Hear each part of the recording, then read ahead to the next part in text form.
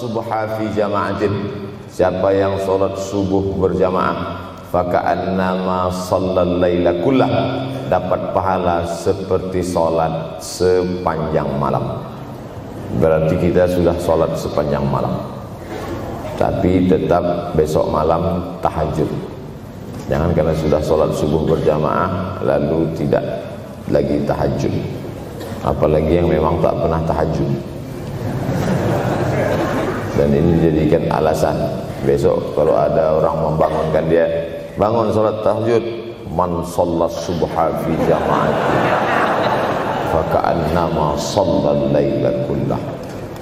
Man shallas subha fi jama'atin, siapa yang salat subuh berjamaah, kana fi zimmatillah. Dalam hadis yang lain, siapa yang salat subuh berjamaah, maka sampai petang sampai malam nanti dia akan mendapatkan zimmatillah, tanggungan. Makna tanggungan, dipelihara, dijaga Allah zahir dan batin. Kalaupun dia mati hari itu, matinya dalam istiqamah dan husnul khatimah. Tapi dalam hadis ini cuma 3 Ustaz. Idza haddatsa kadzaba, bicara dusta. Wa idza wa'ada akhlafa, kalau berjanji ingkar. Wa idza tumina khana, kalau diberi amanah berkhianat. Dalam hadis lain, kalau sudah dilihat orang salat subuh berjamaah, insyaallah diselamatkan dari nifaq, kemunafikan dalam hatinya. Munafik diambil dari 3 huruf, nafaqa.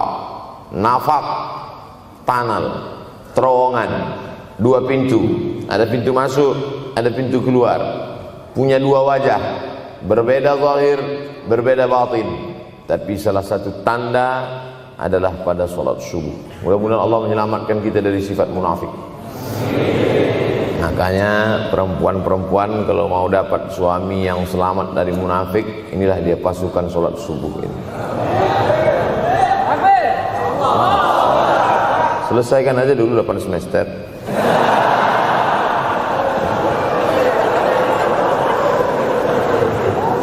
Imam Abu Ja'far Al-Barzanji menulis dalam syairnya, walamma tamma min hamlihi, ketika sempurna hamil Aminah, syahrani 2 bulan, ala ashhuril aqwalil marwiyah, menurut riwayat yang masyhur, tufiya bil madinatil munawwarati abuhu Abdullah, meninggallah abuhu, bapaknya, bapak Nabi Muhammad SAW, Abdullah bin Abdul Muttalib bin Hashim bin Abdi Manaf bin Qusay, di kota Al-Madinah Al-Munawwarah. Ketika itu usia Nabi 2 bulan dalam kandungan.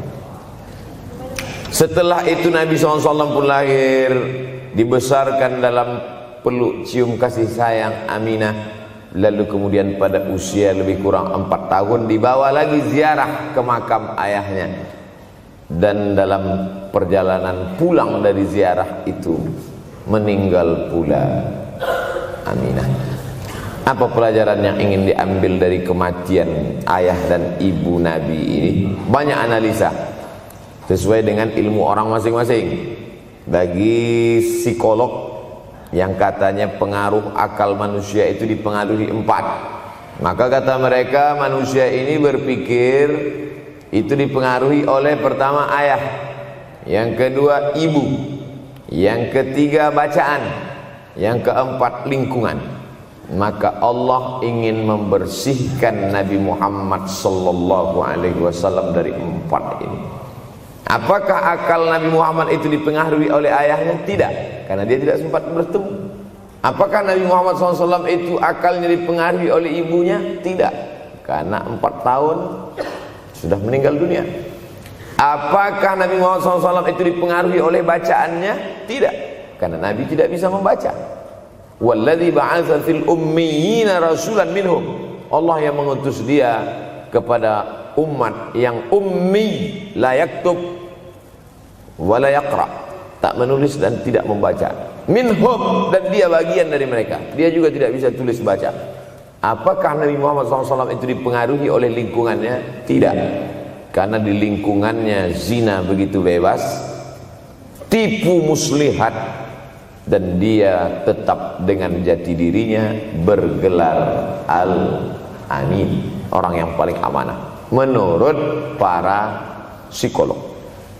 Tapi ada analisa lain, mengapa ayahnya meninggal ketika dia berusia 2 bulan dalam kandungan, dan belum sempat pula dia mendapatkan kasih sayang seorang ibu.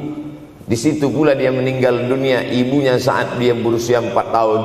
Maka salah satu analisanya adalah Allah ingin menjaga Nabi Muhammad SAW tidak sempat durhaka pada ayah dan ibunya, karena orang yang durhaka tak layak menjadi Rasul utusan Allah Subhanahu wa ta'ala.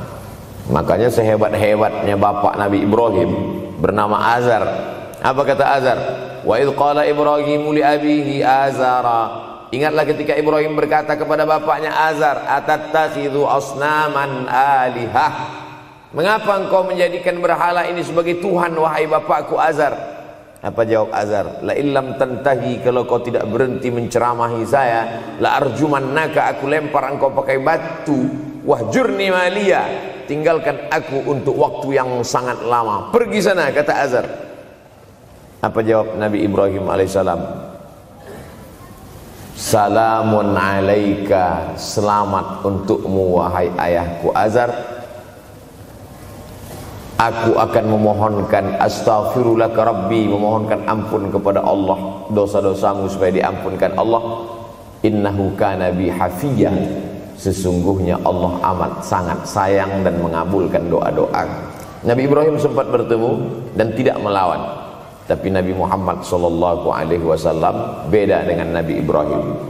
Allah buat Ibrahim tidak melawan, tapi ayahnya menjadi durhaka kepada anak. Sedangkan Nabi Muhammad SAW dua-duanya dijaga Allah Subhanahu wa ta'ala. Nabi Muhammad dijaga sehingga tidak sempat durhaka kepada Abdullah dan Aminah, dan Allah pula menjaga Abdullah, menjaga Aminah, sehingga tidak sempat menyakiti manusia yang paling mulia, Nabi besar Muhammad sallallahu alaihi wasallam. Saya tidak memilah-milih nabi-nabi, karena kita memang tidak boleh la nufarriqu baina ahadim mir rusulih. Kita tidak boleh membeda-bedakan antara satu nabi dengan nabi yang lain. Lalu yang membedakan itu siapa? Allah Subhanahu wa ta'ala. Dari cara panggilnya saja berbeda. Kalau Nabi Adam dipanggil Allah, ya Adam uskun anta wa zawjukal jannah. Nabi Yahya dipanggil Allah, ya Yahya khudhil kitaba biquwwah. Nabi Isa dipanggil Allah, ya Isa inni istafaituka 'alan nas. Tapi Nabi Muhammad SAW, Allah tidak pernah manggil dia ya Muhammad. Allah panggil dia dengan dua sebutan. Pertama, ya ayyuhar rasulu balligh, wahai rasul. Dalam panggilannya yang lain, ya ayyuhan nabiyyu jahidil kuffar. Bukan kita yang membedakan, Allah yang membedakan cara panggilan untuk Muhammad sallallahu alaihi wasallam. Begitu juga dengan berdoa. Kalau Nabi Musa alaihissalam, dia yang berdoa, Rabbis shrahli sadri, lapangkan dadaku, wa yassirli amri, mudahkan urusanku. Tapi Nabi Muhammad tidak berdoa, Allah langsung memberi. Apa kata Allah? Alam nashrah laka sadrak. Apakah belum kulapangkan dadamu? Wa rafa'na laka dzikrak, kami angkat bebanmu. Alladzi anqadha dhahrak, yang membebani pundakmu. Belum dia berdoa, sudah dikabulkan Allah, karena janji Allah kepada dia, wala saufa yu'tika rabbuka fatarda, apapun yang kau mau akan kuberi. Salah satu penyebab Allah memberi apa yang dimau sebelum meminta adalah kalau tidak pernah durhaka kepada orang tua. Oleh sebab itu judul yang diberikan kepada saya, Ustaz Abdul Somad, nanti tabligh akbar di kampus Universitas Ahmad Dahlan. Apa temanya? Biasanya saya diberikan tema untuk anak-anak muda meraih masa depan bebas narkoba dan pacaran. Apa temanya untuk anak-anak muda? Bagaimana pokoknya. Tapi di Universitas Ahmad Dahlan saya diberi tema. Apa temanya? Birrul walidain. Masya Allah. Saya bilang alhamdulillah, untung saya nggak dikasih tema birruz zaujatain. Artinya apa? Sehebat apapun prestasi akademikmu, kalau sampai tidak memuliakan orang tua, hampa di hadapan Allah Subhanahu wa taala. Ada seorang laki-laki, kata Nabi, kalau nanti dia datang kemari minta doa sama dia karena doanya makbul. Sahabat heran, karena sahabat itu definisinya man laqiyan Nabi sallallahu alaihi wasallam wa amana bihi wa mata 'alal Islam. 3 definisi sahabat: orang yang berjumpa dengan Nabi, beriman dengan Nabi, dan matinya dalam keadaan Islam. Maka itu disebut dengan sahabat menurut ilmu hadis. Makanya ketika saya menjelaskan itu ke mahasiswa, Aisyah yang merupakan sahabat Nabi, komplain mahasiswa, mohon maaf Ustaz keliru, Aisyah itu bukan sahabat tapi istrinya. Kita bicara ilmu hadis. Makna sahabat, man laqiyan Nabi, berjumpa dengan Nabi, wa amana bihi, beriman dengan Nabi, wa mata 'alal Islam, mati dalam keadaan Islam. Abu Lahab ketemu dengan Nabi tapi tidak beriman dengan Nabi dan mati dalam keadaan kafir, maka tidak masuk golongan sahabat. Tapi ini ada seorang laki-laki hidup sezaman dengan Nabi dan Nabi mengenal dia, dan Nabi berpesan nanti kalau dia datang ke kota Madinah minta doa dari mulutnya karena doanya dikabulkan Allah Subhanahu wa taala. Sahabat heran, kami yang hidup bersama engkau, kami yang berperang bersama engkau, kami yang sholat di Masjid Nabawi bersama engkau, kenapa doa dia lebih makbul daripada kami? Malah kami meminta doa dari mulut dia.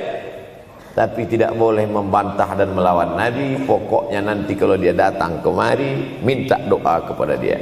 Setelah Nabi Muhammad SAW meninggal dunia, laki-laki itu pun sampai ke kota Madinah, berjumpa dengan sahabat. Sesuai dengan yang dijanjikan Nabi, mereka pun meminta doa kepada dia. Namanya Uwais Al-Qarni. Makanya Uwais Al-Qarni tidak ada masuk dalam buku biografi sahabat. Kalau mau mencari biografi sahabat Nabi, buka kitab namanya Al-Isabah fi Tamyizis Sahabah, atau baca juga Usudul Ghabah fi Ma'rifatis Sahabah, atau baca juga Al-Isti'ab fi Ma'rifatil Ashab. Itu memang buku biografi isinya sahabat Nabi semua.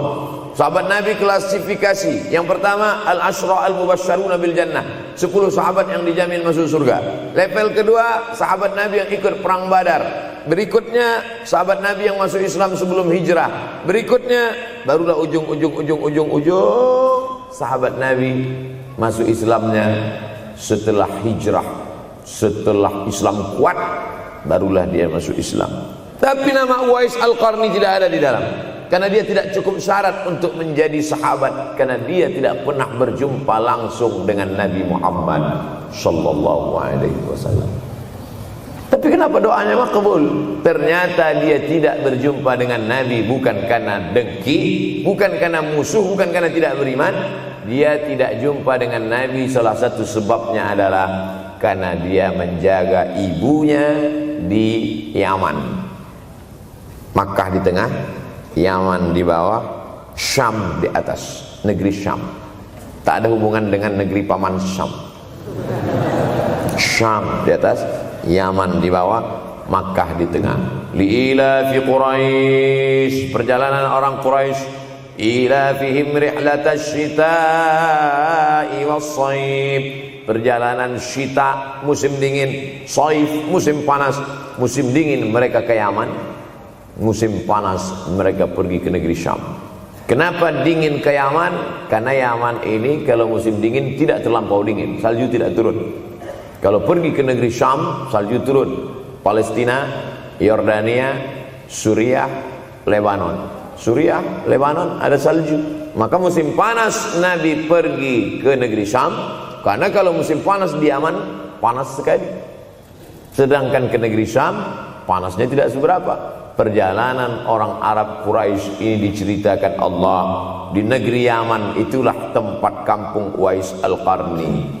Tidak sempat dia berjumpa dengan Nabi, tapi doanya lebih makbul daripada orang-orang yang berada bersama Nabi, karena keutamaan berbakti kepada ibu.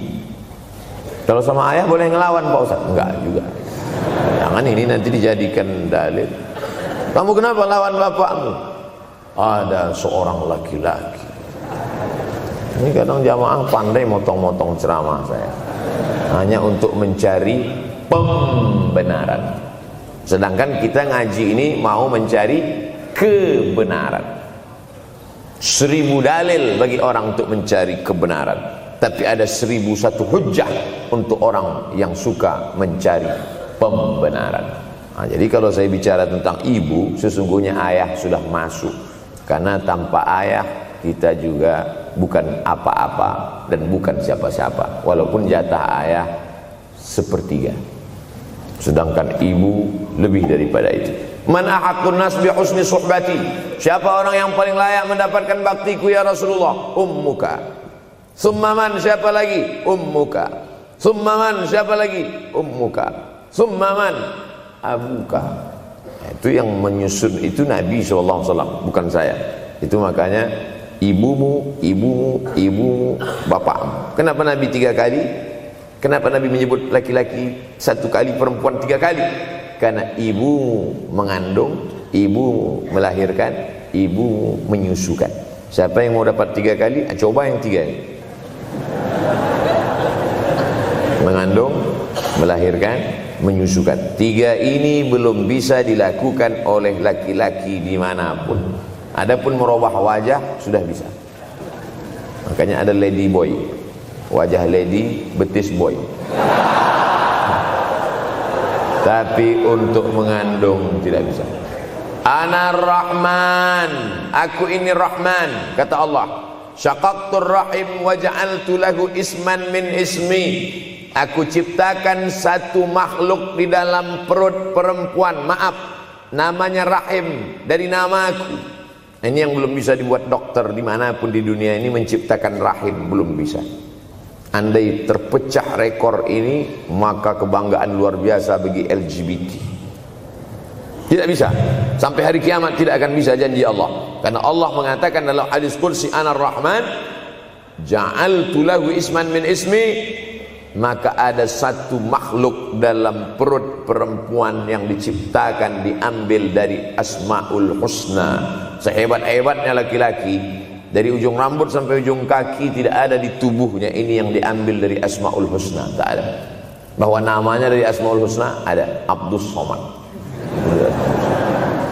Tapi ada makhluk di badannya diambil dari Asmaul Husna, itu hanya ada pada perempuan.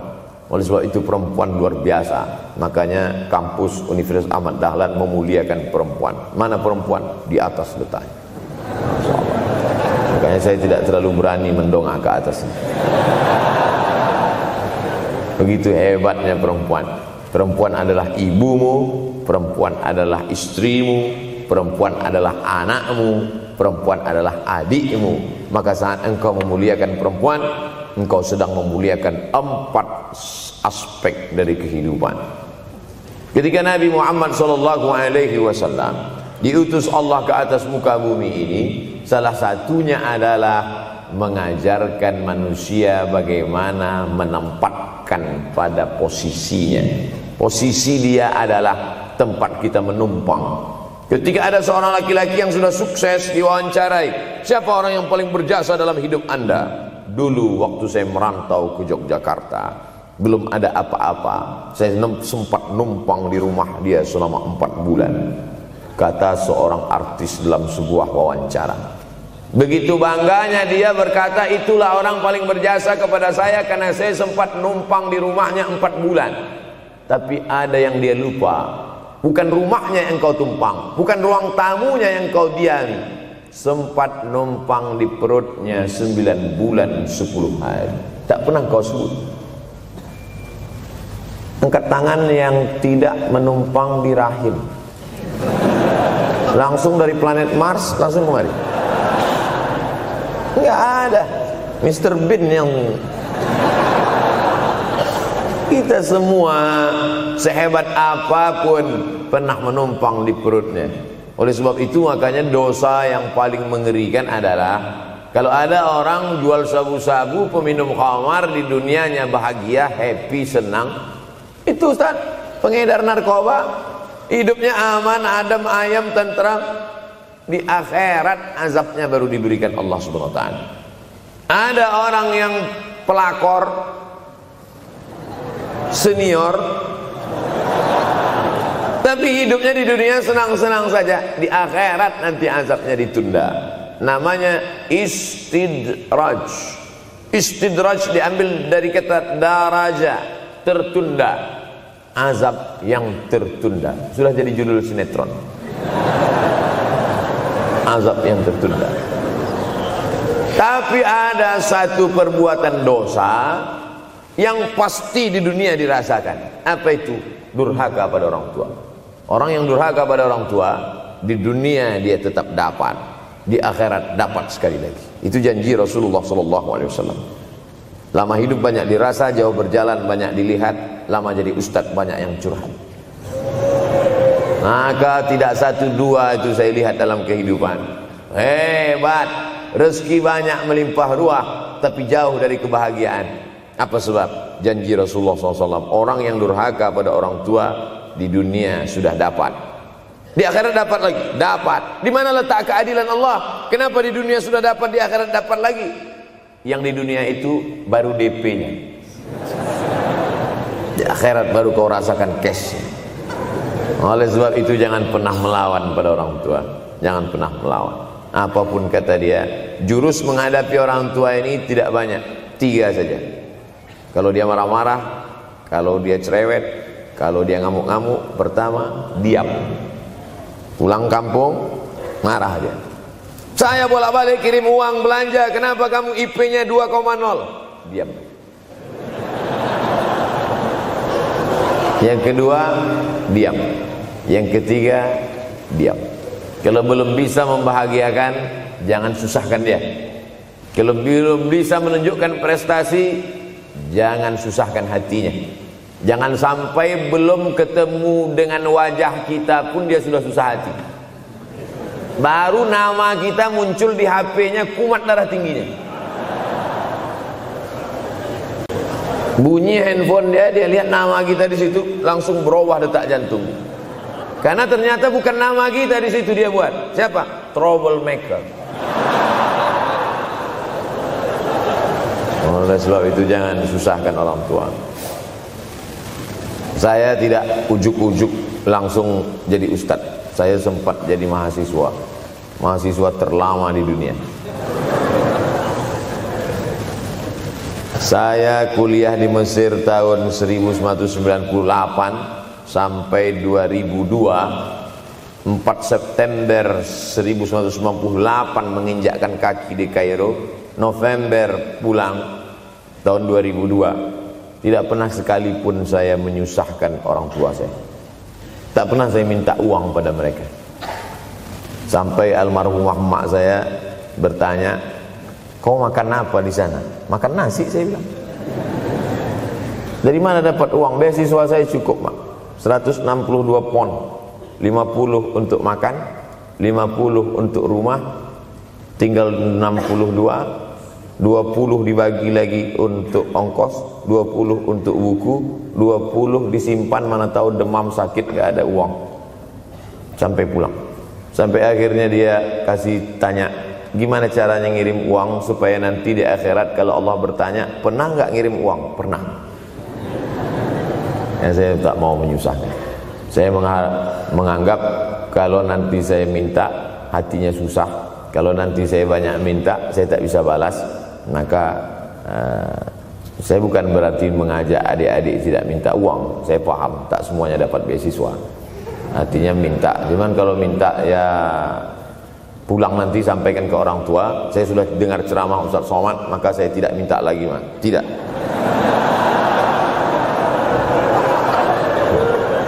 Tapi tolong dirapel setahun sekali aja.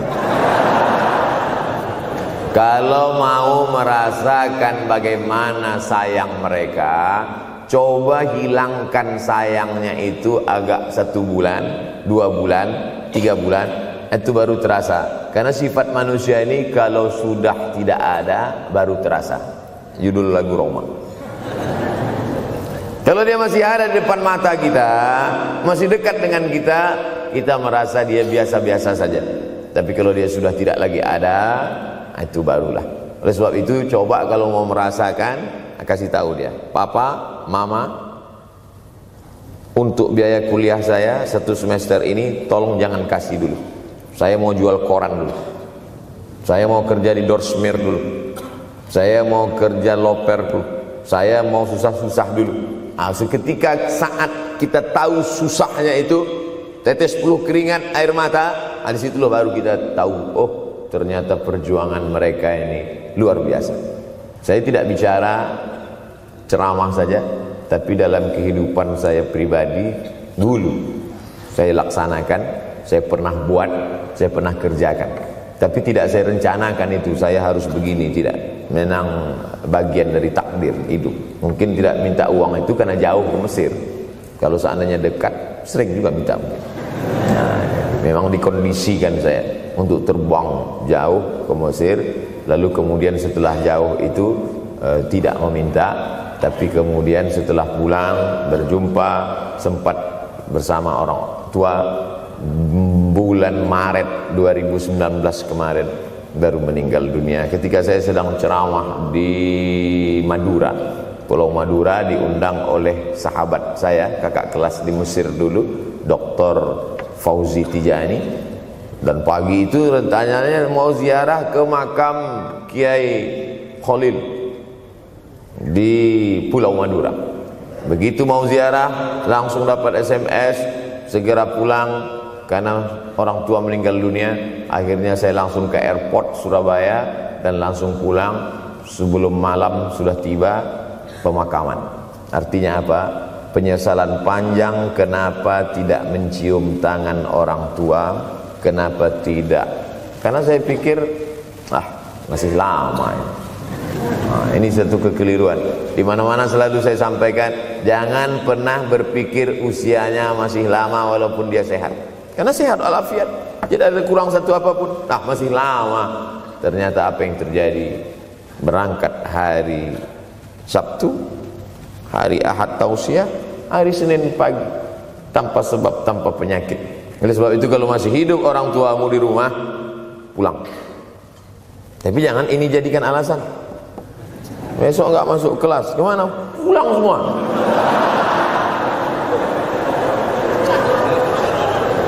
Pulang sesuai dengan kondisi, situasi dan keadaan. Pulang. Kalau masih bisa membahagiakan dia apa makanan kesukaannya, belikan. Suka makan apa dia? Belikan.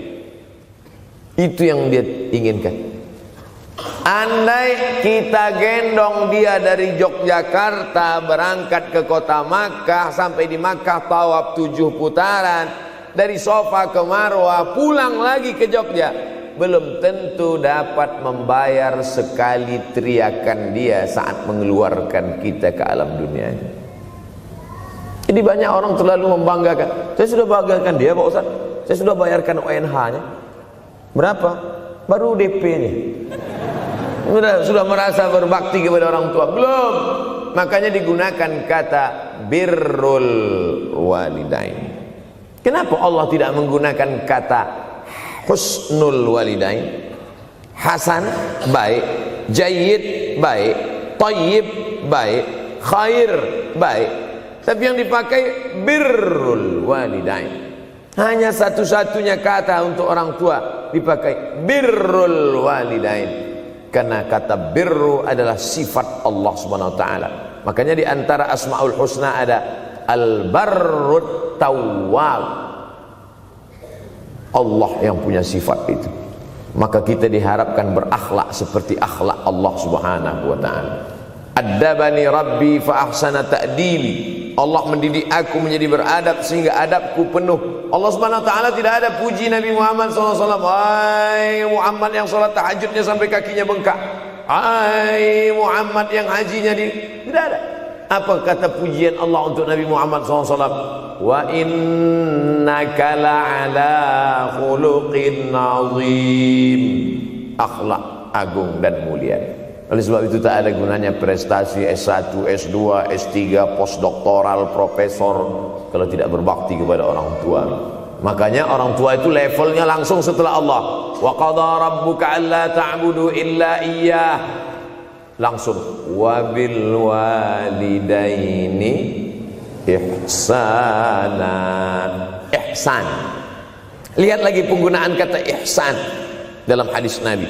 Jibril alaihissalam datang, rambutnya tidak berdebu, bajunya sangat putih bersih, tapi tidak ada orang yang kenal. Diriwayatkan oleh Sayyidina Umar ibn al-Khattab radhiyallahu anhu, aku melihat ada seorang laki-laki rambutnya sangat hitam dan bajunya sangat putih, tapi kami tidak ada yang kenal. Ini tiga indikasi ini menunjukkan kebingungan. Kalau ada orang rambutnya sangat hitam dan kita kenal, berarti dia memang orang situ, memang tinggalnya di situ. Tapi dia kalau orang perantau, rambutnya pasti berdebu karena tinggal di gurun pasir. Sekarang kan banyak tuh anak-anak muda yang rambutnya berdebu. Itu berarti orang jauh, bukan orang Jogja. Bajunya sangat putih, tapi kami tidak kenal. Kalau bajunya agak-agak kotor, berarti dia musafir. Pantas kalau kita tidak kenal. Tapi bajunya sangat putih, berarti dia memang orang situ. Tapi kami tidak kenal.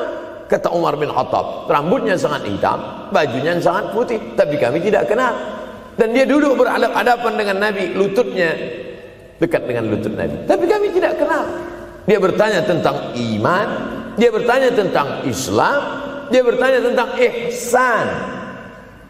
Setelah selesai baru Nabi bertanya, Umar, ya, kamu tahu siapa tadi yang datang bertanya tentang iman, Islam dan ihsan itu? Tidak, Jibril yu'allimukum dinakum. Tadi yang datang itu adalah Jibril alaihissalam. Orang selevel Umar bin Khattab tidak kenal Jibril. Ada orang Indonesia baru ketemu Jibril.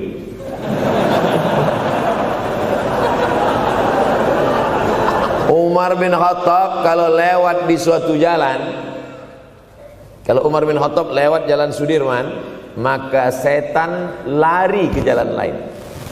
Ini ada orang satu perjalanan sama setan, ngaku kenal dengan Jibril alaihissalam. Makanya kalau baca hadis, satu hadis, tapi analisa dari hadis itu banyak sekali.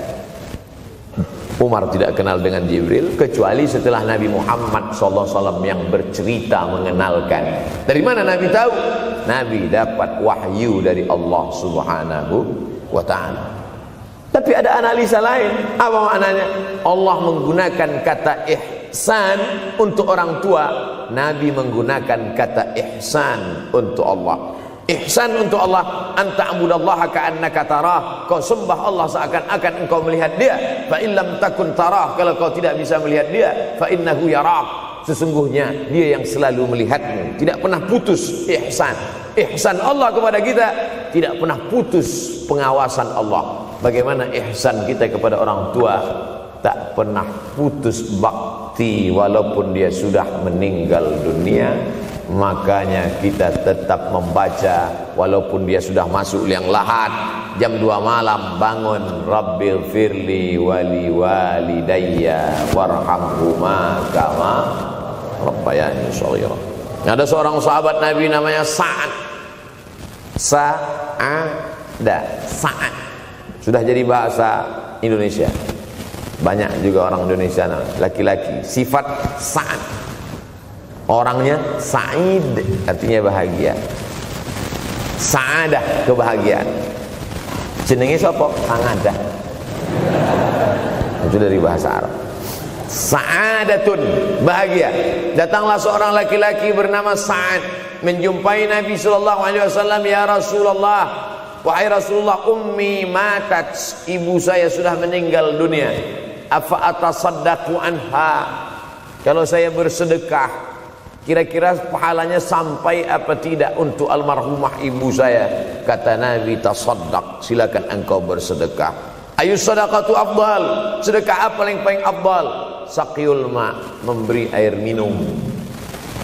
Memberi air minum, niatkan untuk almarhum almarhumah, kata Nabi, tasaddaq, silakan sedekah. Langsung tanpa pikir panjang, apa kata Sa'ad? Idzan ahfiru bi'ran, Kalau begitu saya gali sumur sekarang juga, sumurnya saya wakafkan dengan niat almarhumah. Oleh sebab itu yang orang tuanya sudah meninggal dunia, pulang dari sini jangan gali sumur, cukup telepon, assalamualaikum, sumur bor. Cari pondok pesantren yang kesulitan air, pergi ke kaki-kaki gunung, orang mencari air 1 jerigen mikul 5 km jalan. Di situ tempat minum lembu, kerbau, di situ juga mereka mengambil air. Cari, galikan, mengalir air sumur untuk mereka, mengalir pula sampai ke liang lahatnya. Itu bakti kita.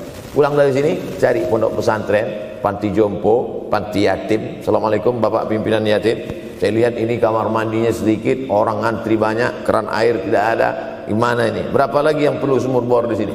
Kami perlu kira-kira 5. Insya Allah. Bapak mau bantu? Enggak, nanya-nanya aja. Nih, ini akan menolong di hadapan Allah Subhanahu wa Ta'ala. Tapi kalau dia masih hidup, masih ada, senangkan hatinya. Pulang dari Universitas Ahmad Dahlan Yogyakarta dengan membawa selembar kertas. Apa itu? Transkrip nilai semester ini IP 4. Siapa yang tidak bangga? Bangga orang tua. Saya pulang dari Mesir, saya bawa ijazah LC. Satu lagi ijazah dari Maroko, MA. Ini mak, ijazah LC MA. Saya tidak lihat dia nampaknya tak bahagia. Karena dia dulu waktu saya kecil nyuruh saya, kamu mesti doktorandus. Itulah cita-cita ya dia yang tidak sampai. Saya mesti doktorandus. Di mana mau mencari titel doktorandus kan? LCMA. Saya bilang, mak, ini LCMA ini lebih hebat dari doktorandus. Artinya apa? Bahwa menyenangkan hati orang tua itu ketika hati dia terbuka, bahagia, disitulah pintu-pintu rezeki itu terbuka. Turun barokah-barokah itu. Buah kalau matang itu dijolok, jatuh. Dan menjatuhkan rahmat Allah itu, membuka pintu-pintu langit, mengetuk pintu-pintu rahmat dan ridha Allah dengan ridha orang tua. Makanya kata Nabi, ridha Allah fi ridhal walidain. Kalau Allah ridha, maka semua yang kau mau dia berikan. Orang kalau sudah ridha itu artinya senang. Orang kalau sudah senang, semua dia kasih. Apa yang ada di tangannya, itu dia berikan. Tadi malam sampai di hotel, datang seorang jamaah, buka cincinnya. Cincin paling dia sayang, dia kasih ke saya. Laki-laki. Nah nih Ustaz Somad, ambil. Duduk saya tadi, duduk, datang anak muda, dia lihat saya tak pakai sorban, dikasihnya sorban. Cuman akadnya belum jelas apa ngasih atau pinjam, Allah. Orang kalau sudah senang hatinya, semua dia kasih. Begitulah orang kalau sudah dapat ridha Allah Subhanahu wa Ta'ala. Kita baru berharap dapat ridha Allah. Makanya habis salat subuh selalu diajarkan, raditu billahi rabba. Aku ridha engkau sebagai Rabbku ya Allah. Apakah Allah ridha terhadap kita? STJ, status tak jelas. Cara mendapatkan ridha Allah, pancing dengan ridha orang tua. Senangkan hatinya, terbuka pintu rezeki. Makanya sulit hidup kita, sempit. Dari kerut kening kita udah kelihatan. Kenapa? Karena tidak ada ridha Allah, akibat tidak pernah menyenangkan hati orang tua. Senangkan orang tuamu, jadikan dia seperti raja, maka rezekimu akan melimpah seperti rezeki raja-raja. Bukan hadis Nabi, dapat saya dari grup WhatsApp. Senangkan saja hatinya, apa yang dia mau beri, tapi dengan cara yang halal. Nah, ini harus dalam kurung syarat dan ketentuan berlaku. Jangan gara-gara ceramah ini nanti pulang kalian ke rumah, papa, mama, ini ada mobil, ini ada rumah, ini berangkat pergi haji. Wow, orang tua senang, 2 bulan masuk KPK. Innallaha thayyibun, Allah maha suci, la yaqbalu illa thayyiban, Allah tidak menerima kecuali yang suci-suci saja. Wa anfiqu, berinfaklah, wa anfiqu, bersedekahlah, wa anfiqu, berwakaflah, wa anfiqu, berzakatlah, min thayyibat, yang baik-baik. Yang tidak baik tidak diterima Allah Subhanahu wa taala. Kamu lagi ngapain? Nyuci. Lagi ngapain? Nyuci. Pakai air apa? Air kencing. Begitu kata Syekh Abdul Wahab Asy-Sya'rani dalam kitabnya Tanbihul Mughtarrin. Tanbih, peringatan. Mughtarrin, pada orang yang tertipu, menyangka sedang berbuat baik padahal sebenarnya tidak baik. Itu yang disindir Allah dalam Al-Quran. Wa yahsabuna annahum yuhsinuna sun'a, mereka menyangka sedang berbuat baik. Nah, ini juga tidak betul. Niatnya sudah baik, membahagiakan orang tua, tapi caranya tak betul. Mama, papa, alhamdulillah kuliah saya sudah selesai, ini skripsi saya.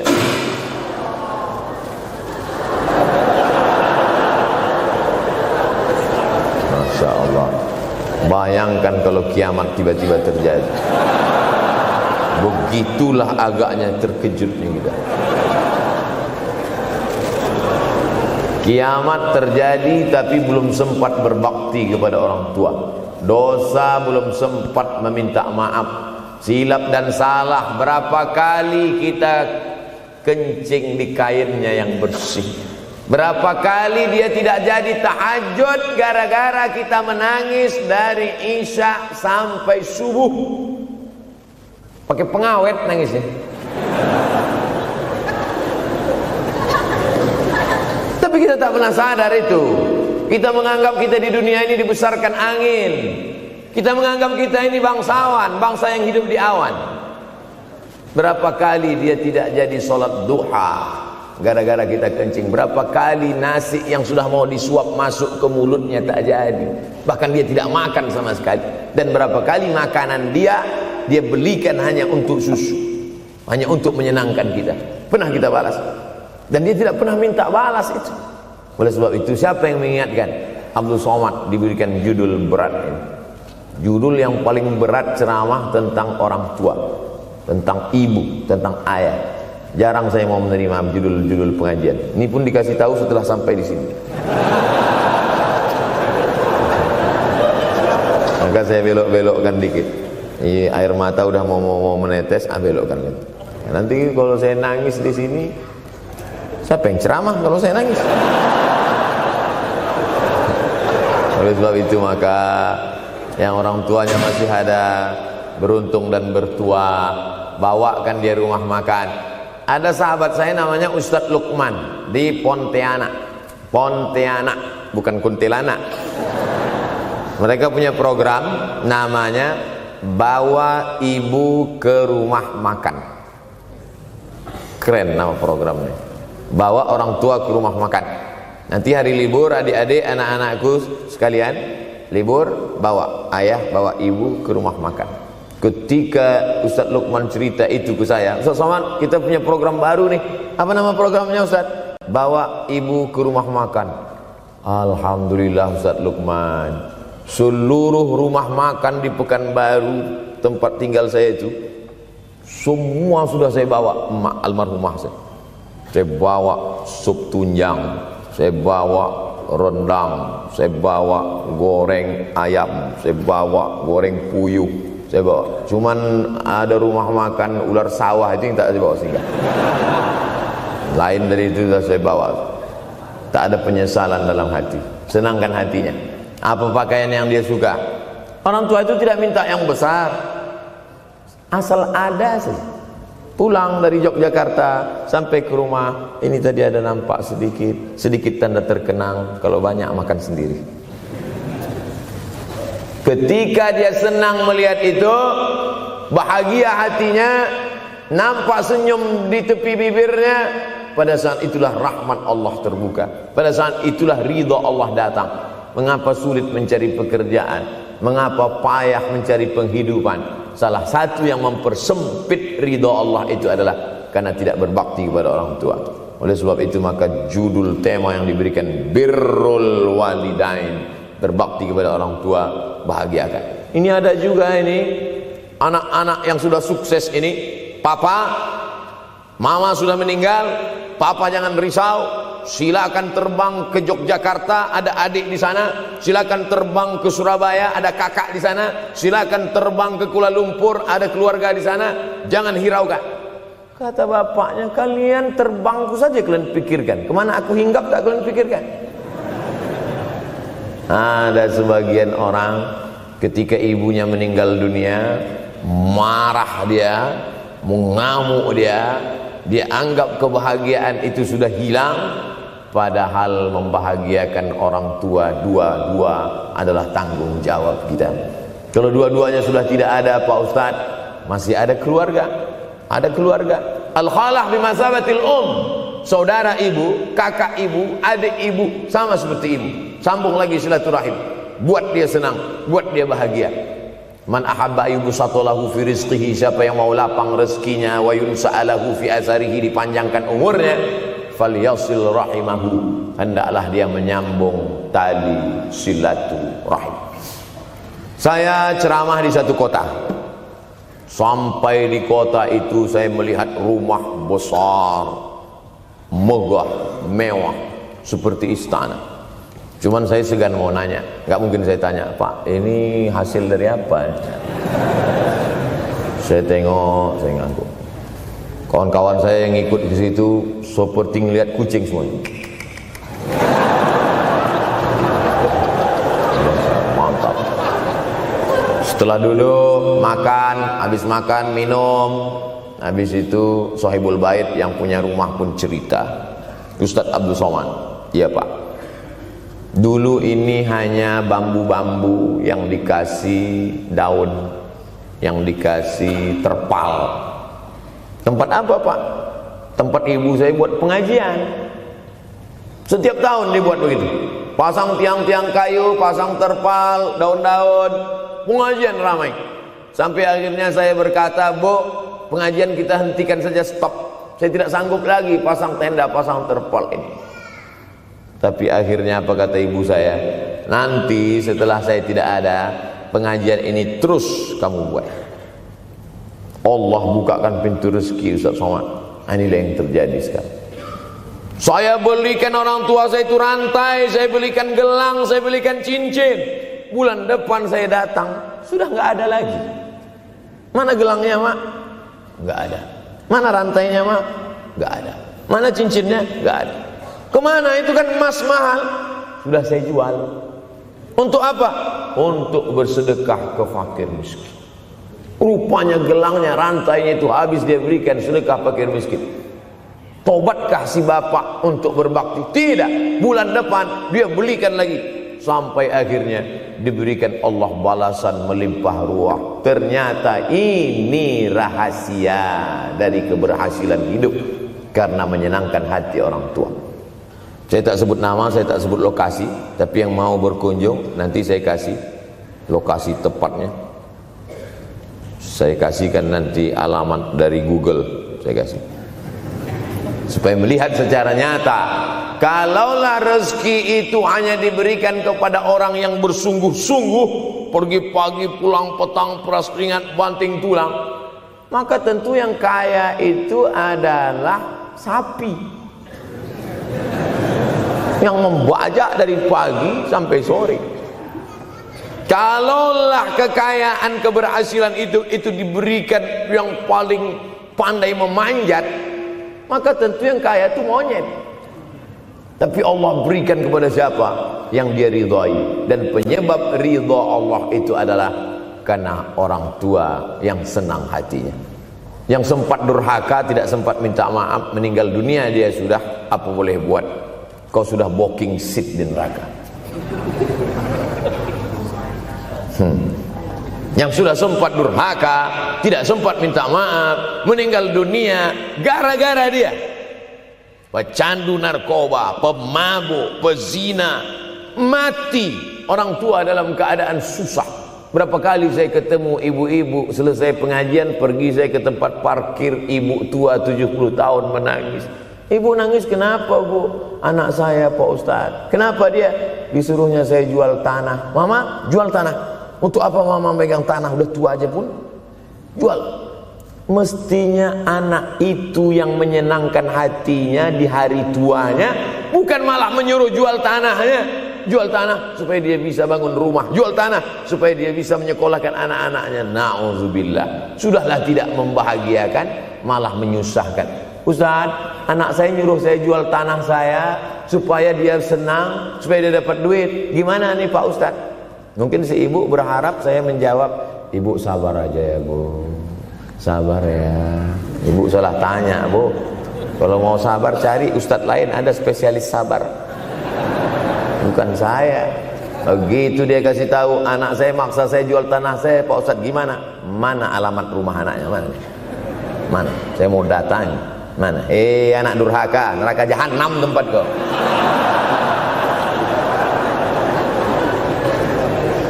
Tak mau dia ngasih alamat. Rupanya dia takut nanti anak saya malah marah sama saya. Pak Ustadz, saya kasihan. Mudah-mudahan Allah berikan kekuatan pada ibu. Tapi cerita ini bukan satu dua contoh kasus. Ternyata zaman sanggup memperkarakan pengadilan hanya karena sebatang pohon kayu. Atau cuma saya yang dapat berita aja? Adik-adik ada juga dapat kiriman itu? Sanggup memperkarakan sebatang pohon kayu. Padahal kalau kau jual semua kebunmu itu, belum tentu dapat menebus. Datang seorang laki-laki mengadu kepada Nabi Muhammad SAW. Ya Rasulullah, ini bapak saya ini kurang ajar sekali. Bapaknya kurang ajar? Diambilnya harta saya ya Rasulullah. Gimana ini ya Rasulullah? Apa kata Rasulullah SAW? Anta wa maluka li abik. Anta sampai ke tempat kita jadi ente. Anta wa maluka, ente, harta ente, li abik, punya bapakmu. Jangankan hartamu yang di rumah itu, dirimu pun punya bapakmu. Nabi membela, seolah-olah Nabi berkata, apa yang diambil itu belum ada apa-apanya dibandingkan melepuh kulitnya untuk memberikan engkau sesuap makanan yang halalan thayyibah. Orang yang durhaka pada orang tuanya, insya Allah anaknya juga akan durhaka kepada dia. Oleh sebab itu maka jangan pernah durhaka. Kalau sempat durhaka lalu kemudian meninggal dunia dia Pak Ustaz, sudah meninggal pun tetap masih bisa berbakti. Pertama dengan doa, kedua dengan sodakoh. Kalau kebetulan rezeki banyak sodakoh. Kalau tidak ada rezeki melimpah, doa. Bangun malam, Rabbi firli wali walidayya warhamhuma kama Rabbi firli, ya Tuhanku ampunkan aku, wali walidayya, ibu dan ayahku, warhamhuma, sayangi mereka berdua, kama, sebagaimana Rabbayani shaghira, sebagaimana mereka mendidik aku. Coba kita lihat susunan kalimatnya, seperti ada kekeliruan kalimat. Na'udzubillah, mana mungkin kalimat Allah keliru. Allah ingin menegur kita, sayangi mereka sebagaimana mereka mendidik aku. Mestinya kalimatnya kan tidak begitu, sayangi mereka sebagaimana mereka menyayangi aku. Tapi ternyata sayang belum tentu mendidik, tapi mendidik pasti sayang. Karena bunyi kalimatnya, sebagaimana mereka mendidik aku. Jadi banyak juga anak-anak ini tidak sayang karena salah didik. Disangka sayang itu dengan ngasih motor, disangka sayang itu dengan ngasih gadget, disangka sayang itu dengan ngasih transfer uang yang berlebihan. Belum tentu sayang. Dulu ada insinyur arsitek yang membangun salah satu rumah keluarga saya. Kuliahnya di Jogja. Cerita dia, dulu saya kuliah di Jogja Ustadz Abdul Somad, insinyur. Terus teman kami sakit di kos-kosan. Kami bingung mau nelpon siapa. Akhirnya datang mobil mewah, parkir polisi, tentara, ramai. Barulah kami tahu rupanya dia anak menteri. Jadi sayang orang tua itu bukan mesti dibelikannya apartemen, dibelikannya mobil, belum tentu. Boleh jadi itu justru menjerumuskan anak. Diberikan apartemen, diberikan mobil mewah, habis 2 bulan kena virus HIV AIDS. Tapi kalau dibuatnya kita jauh, saya yakin adik-adik kuliah di Universitas Ahmad Dahlan, ada yang dari timur Indonesia, ada yang dari Sumatera, lalu kemudian di tengah kesendirian, belum makan, uang kos belum bayar, transfer macet, datang setan berbisik, hei, sebetulnya kau anak yatim piatu yang dibuang. Bukan, orang tuamu bukan tidak sayang, dia hanya sedang ingin mendidik supaya engkau menjadi anak yang mandiri. Maka nanti kalau sedang duduk termenung gitu, tiba-tiba datang bisikan, pergilah cari jembatan, terjunlah. Maka saat itu katakan dalam hatimu, lawan, hei setan, orang tuaku sayang kepadaku, dia hanya ingin supaya aku mandiri. Ada orang tua yang salah didik kepada anak-anak, sampai mengikat tali sepatu pun anak tidak pandai. Baru mau mengikat tali sepatu, sudah diikatkan. Baru mau makan, sudah disuapkan. Akhirnya anak tidak punya keberanian untuk hidup. Harta dia punya, uang dia punya, materi dia ada, satu yang dia tidak punya, tidak ada mental. Tapi anak-anak, adik-adik Universitas Ahmad Dahlan adalah orang yang punya keberanian untuk hidup. Betul? Yang di hadapan saya ini, siapa yang tidak punya keberanian hidup? Ini yang jam 5:30 masih belum hidup lagi. Ada ini tidak punya keberanian untuk hidup, hidupnya terlambat. Tapi mahasiswa Universitas Ahmad Dahlan punya keberanian untuk hidup. Bahkan mungkin dia lebih dulu hidup daripada saya. Lebih dulu bangun dia tadi. Alhamdulillahillazi ahyana ba'da ma amatana wa ilaihil nusyur. Tengok jam. Oh, rupanya masih jam 1. Tidur lagi. Saudara yang dimuliakan Allah Subhanahu wa taala. Maka my life, my adventure. Hidup saya adalah petualangan saya. Ini yang mau kita harapkan. Berani menghadapi tantangan. Ada orang yang menganggap hidup ini ya simpel-simpel aja lah Pak Ustaz. Tapi ada orang ingin hidup ini penuh dengan perjuangan. Sama seperti makanan. Ada orang simpel aja, nasi, kecap, telur rebus, dah cukup. Tapi ada orang mau ada goreng ayamnya, ada rendangnya, ada supnya, ada tom yamnya, ada lengkap semua. Begitu juga hidup ini. Ada orang yang simpel aja, ambil goreng ikan, makan. Tapi ada satu lagi enggak, pergi naik mobil sampai ke tepi hutan, naik motor, habis itu nyewa speedboat sampai di tengah laut mancing, ujung-ujungnya ikan juga. Yang dia nikmati bukan ikannya, tapi yang dia nikmati adalah proses untuk mendapatkan ikannya. Faham? Itu enaknya ngomong sama mahasiswa. Coba kalau yang masyarakat biasa, kita udah capek cerita, selesai ada pertanyaan, Ustaz maksudnya tadi apa ya? Aduh, capek gitu. Saya terus terang kalau ceramah di depan mahasiswa ini bangkit semangat saya lagi. Ini sekarang rasa-rasa umur 24. Tapi begitu nanti sudah mulai agak jauh dari mahasiswa, balik 42 lagi. Nah, makanya saya senang kalau diundang ke kampus-kampus. Saya kalau di Jogja diundang di kampus terus, walaupun nggak semua nerima.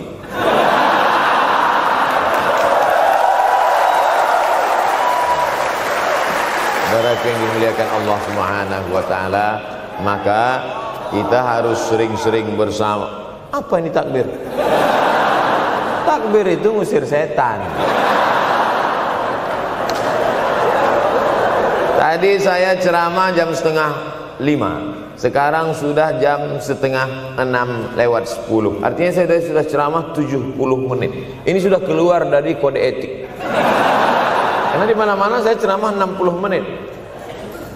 Kenapa bisa Ustaz Somad ceramah 70 menit di Universitas Ahmad Dahlan ini? Kenapa? Semangat yang membuat kita. Padahal berdiri lagi, tahan, belum sarapan lagi, tahan. Artinya apa? Yang membuat kita kuat itu bukan materi, bukan makanan, tapi semangat. Maka jangan sempat kehilangan semangat. Bangkitkan semangat. Semangat terus. Semangatnya apa? Semangat ingin membahagiakan orang tua. Kalau lupa, tulis. Biasanya mahasiswa ini kan suka lupa. Tulis di dinding kamar. Semangat bahagiakan calon mertua.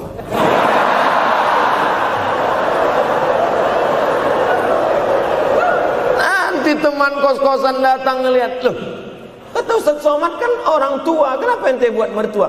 Sedangkan mertuaku saja kebahagiakan, apalagi orang tua.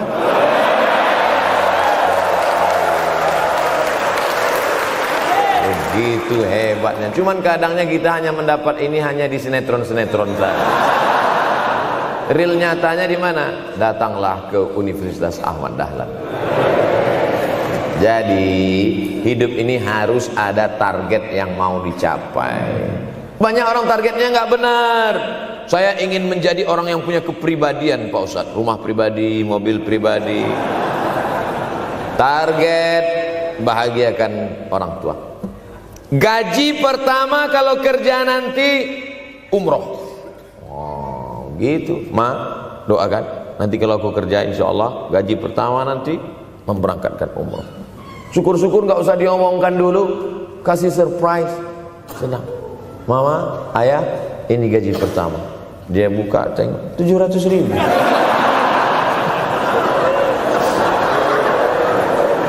Menangis dia menerima gaji pertama itu, bukan karena harunya sikit. Gitu dia buka amplop, oh kok setitik dong. Haru dia. Kenapa setiap mendapat hadiah dari anak, orang tua selalu meneteskan air mata? Karena kita tidak pernah besar dalam pandangan matanya. Kita sehebat apapun, kita tidak pernah besar di matanya. Di pandangan ibu ayah kita, kita adalah anak kecil yang tapak kakinya 2 jari, panjangnya sejengkal. Maka jangan pernah ceramahi orang tuamu. Jangan mentang-mentang sudah mahasiswa pulang, ayah sini, mama sini, dulu assalamualaikum. Bisa. Karena kita tidak pernah besar di mata orang tua. Kita tetap kecil.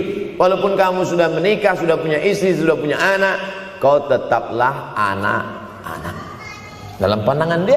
Oleh sebab itu jangan sok besar, jangan sok hebat. Kalau ada pesan yang ingin mau disampaikan, jangan melalui mulut kita, dipinjam mulut orang lain. Tokoh masyarakat, alim ulama, dia ngajinya di mana? Ada yang mau kita perbaiki, jilbabnya mungkin kurang panjang, mungkin ada kebiasaan dia yang kurang baik. Sementara kita udah ngaji, sudah belajar di Universitas Ahmad Dahlan, sudah terpelajar, membuat dia mau menjadi orang baik. Tidak mesti dari mulut kita, pinjam mulut orang lain. Assalamualaikum Pak Kades, pinjam mulut Pak Kades sebentar. Pak Kades, ayah saya kan orangnya baik sama Pak Kades. Iya, nanti kalau saya ngomong dia nggak dengar. Jadi saya mohon tolong Pak Kades. Pak Kades, ayah saya sampai sekarang belum sholat Pak Kades. Jadi tolong Pak Kades nasihati dia. Kata Pak Kades, saya juga nggak sholat. Hancur dunia persilatan. Oleh sebab itu senangkan. Ini banyak anak-anak yang udah ngaji, yang sudah aktivis masjid, merasa ingin orang tuanya baik, dia sendiri menceramahi, nggak ketemu, nggak connect dia. Ayah sini, orang yang tidak sholat neraka jahanam tempatnya. Sakit hatinya, meleleh air matanya. Sekali kau buat air matanya menetes, maka kau akan berenang dalam kesengsaraan. Jangan pernah buat dia menangis. Kalau dia nangis haru Pak Ustadz, nggak apa-apa. Cuman kita kan sulit membedakan mana air mata haru, mana air mata sedih. Sama-sama bentuknya air mata. Makanya ada ungkapan, jangan menangis air mata buaya. Kenapa selalu kalau disebut air mata buaya? Karena memang buaya menangis bukan karena sedih, tapi karena kekenyangan. Buaya kalau habis makan orang, Keringat. Buaya itu tidak ada pori-porinya. Kita kalau berkeringat kan keluar pori-pori, ini keluar air. Buaya nggak ada. Satu-satunya tempat air keluar, itulah. Makanya menangis buaya, keluar air mata buaya. Maka jangan sampai kita nangis karena kekenyangan. Haru dia melihat pemberian kita. Di saat itu menetes air matanya, berdoa, dia memanjatkan doa, mengetuk pintu-pintu langit, terbuka. Masya Allah. Tembus. Pantasan doa mahasiswa Universitas Ahmad Dahlan kabul, rupanya pintu terbuka. Doa kepada Allah Subhanahu wa taala. Kadang-kadang kita merasa doa kita yang dikabulkan Allah, kadang-kadang kita merasa sok hebat. Setelah dia meninggal dunia, barulah kita sadar rupanya selama ini kita hanya menumpang doa. Numpang, bukan doa kita yang dikabulkan Allah ternyata, tapi doa dia. Tapi dia tidak pernah cerita itu. Dia nggak pernah ngomong. Apa pernah dia panggil kita, sini sebentar, aku sudah capek doain itu. Pernah dia bilang gitu. Dia cukup mengadu tengah malam, ya Allah, anakku ini jadikan dia berhasil kuliahnya, ya Allah. Sudah hampir 14 semester nggak selesai-selesai. Dia mengadu kepada Allah Subhanahu wa taala. Ma, aku susah ini sekarang. Susah kenapa? Skripsiku ditolak terus. Pembimbing kemarin itu mempersulit terus. Berdoa dia tengah malam, ya Allah, lapangkan hati pembimbing itu supaya anakku cepat, ya Allah. Kalau enggak, matikan dia, ya Allah. Kabul, 2 hari setelah itu meninggal.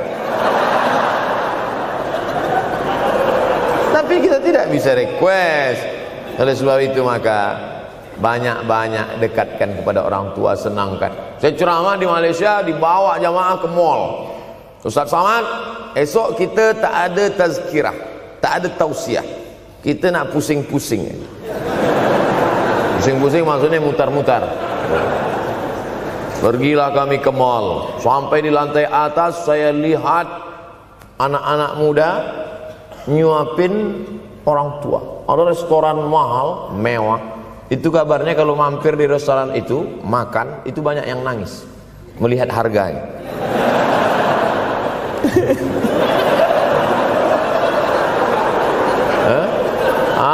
Ada saya lihat anak-anak muda yang ganteng-ganteng, perempuan yang cantik-cantik menyuap orang tua. Orang tua yang sudah tak berambut, sudah perempuan tak berambut lagi, rontok saking tuanya, kulit sudah keriput. Duduk, didorong pakai kursi roda, dibawa ke mall, sampai di situ diberikan restoran tercanggih, termahal, dia sendiri yang menyuapkan makanan. Ternyata bagi saudara-saudara kita Tionghoa, salah satu mengundang berkah menyenangkan orang tua. Itu keyakinan mereka. Kok kenapa yang dikasih makan? Ya oke lah. Ajaran kita mengajarkan tapi kita tak amalkan. Ketika tetangga, kawan, sahabat kita mengamalkan, rezekinya melimpah, baru kita heran. Dia kok kaya ya? Iyalah, dia kan punya tuyul. Tuyul mana bisa bawa duit banyak? Nih keberkahan.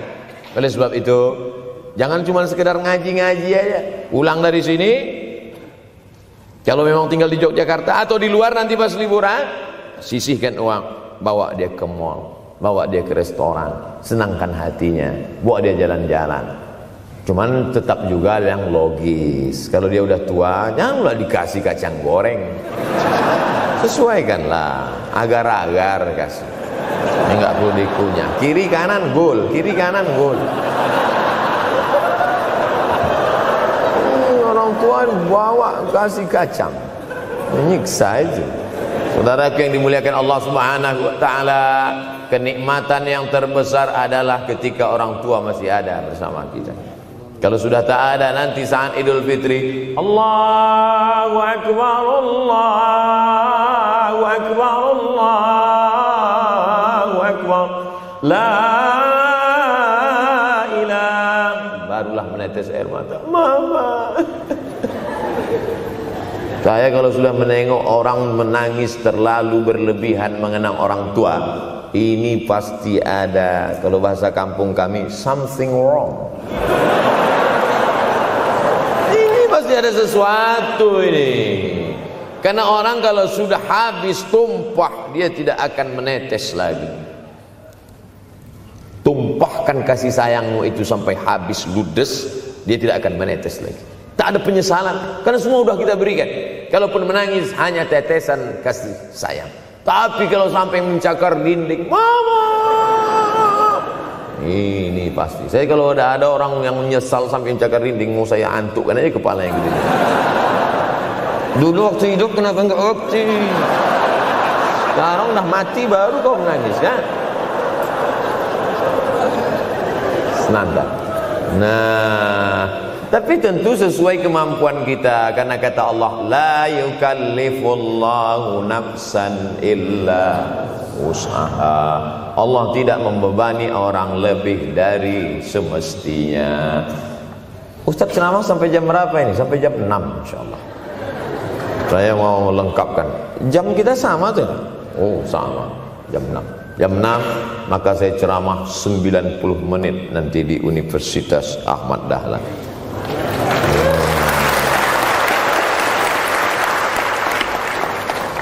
Berceramah di Universitas Ahmad Dahlan merupakan suatu kebanggaan bagi Abdul Somad. Kenapa begitu? Saya pengagum Kiai Haji Ahmad Dahlan, termasuk ulama yang saya kagumi. Lalu kemudian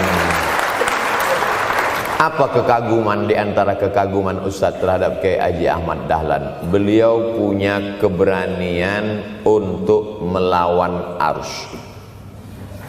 arus TBC, tahayul, bid'ah, coerafat. Dia berani melawan itu. Dan akhirnya, dan beliau tidak membangun ketokohan. Tidak yang dibangkitkan itu Ahmad Dahlannya, tapi yang dibangkitkan itu metodenya. Yang dibangun itu relnya. Sehingga nanti kalau kereta apinya lapuk, tetap akan ada kereta api baru yang lewat di rel ini. Ini yang dibangun. Dan akhirnya sampai hari ini saya sedang berada di hadapan kereta api yang baru. Ada Thomas.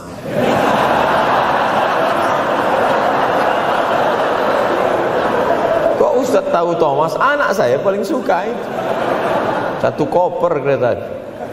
Artinya apa? Bangun rel, maka akan ada lokomotif baru. Dunia boleh berganti, zaman boleh berubah. Idza waqa'an ala ahadikumul qiyamah, kalau kamu sudah mau mati, wa fi yadihi fasilah, di tanganmu ada bibit korma. Sudah mau mati, di tangan ada bibit korma. Apa yang kita lakukan? Ada sebagian orang kalau sudah mau mati, ya wes gua aja lah. Kalau di tanganmu ada bibit korma, gali-gali tanah sedikit, tanamkan. Untuk apa nanam korma sudah mau mati? Bukan kita sempat memakan manisnya, tak sempat bernaung di bawah daunnya yang rindang. Bukan kita yang menikmati, tapi ada orang lain dan pahalanya mengalir ke makam kita. 28.000 ibadah mengalir ke makam Kiai Haji Ahmad Dahlan. Angka 28.000 itu dari mana Pak Ustaz? Angka mahasiswa Universitas Ahmad Dahlan. Ustaz tahu dari mana? Ya makanya kalau orang ngomong tuh dengar. Makanya saya kalau diundang ceramah, Ustaz nanti sebelum ceramah kita ada acara makan dulu. Ya selama itu saya diam aja, ngumpulkan bahan. Jangan pernah melihat modal materi, tapi kuatkan usaha dan tawakal. Nih, bantuan cuma 6 miliar. Tapi ternyata keperluannya berapa? 126 miliar. Tapi buktinya jadi masjid yang besar. Kalau diikutkan modal, mana mungkin cukup? Maka begitu juga dalam menatap hidup ke depan. Kamu kenapa belum juga nikah? Modalnya besar Pak Ustaz. Terus gimana? Nunggu yang gratisan aja lah. Begitu, usaha, tawakal, doa. Nah, bagi yang masih lajang yang mau nikah itu kalau bisa doanya jangan sir, agak jahar dikit. Ya Allah, umur udah 40. Dengar sama sebelah, loh belum mas katanya, belum. Bodoh.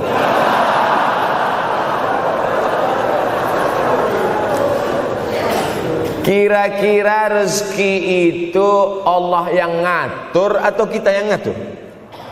Allah. Makanya di antara Asmaul Husna Ar-Razzaq, yang maha memberi rezeki. Kalau Allah yang mengatur, mungkinkah Allah menyia-nyiakan kita?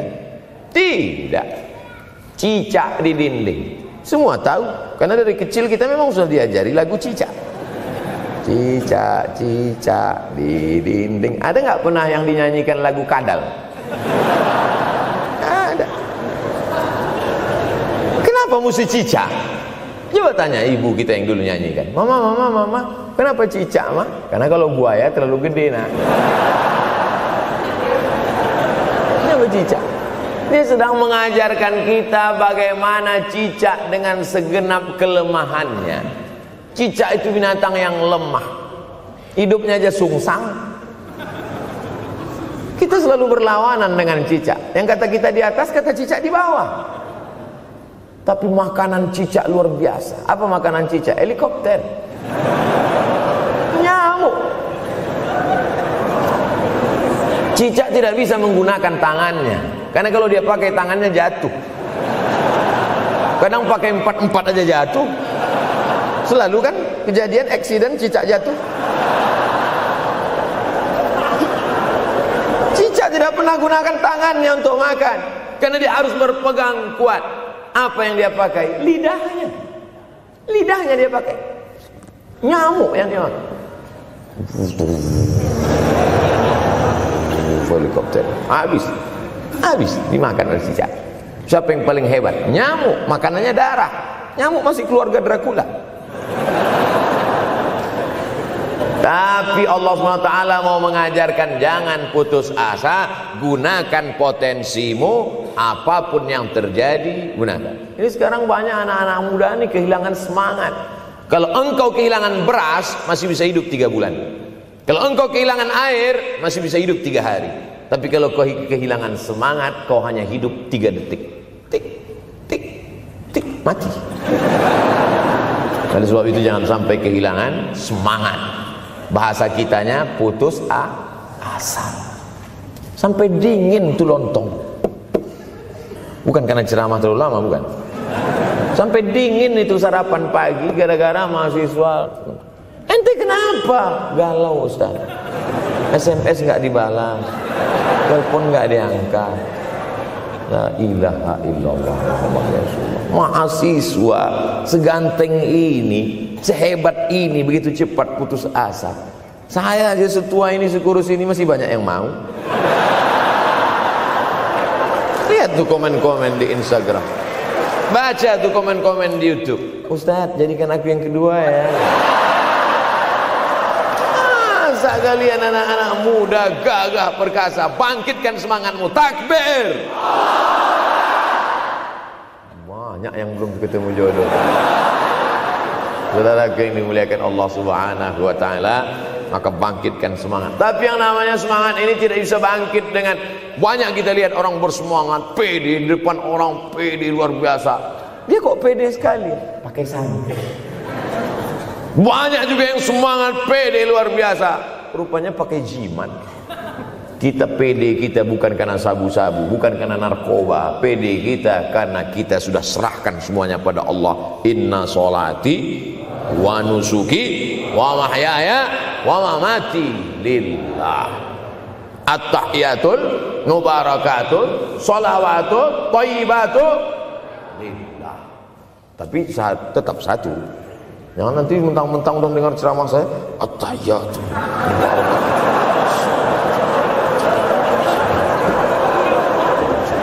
Dalam hati saya, ini bukan punyaku ya Allah, ini semuanya punya Engkau, punya Engkau. Berhasil kalian, sukses kalian, punya apartemen, punya kondominium, punya mobil. Datang teman nanya, hebat ente ya, kaya sekarang ya. La haula wala quwata illa billah. Tapi ngomongnya setelah berhasil. La haula wala quwata itu setelah berhasil atau sebelum? Setelah semua dipuji orang, hebat ente sekarang ya. La haula wala quwata, bukan punya saya, punya Allah. Tapi sekarang banyak orang salah. Ente kok enggak kerja? La haula.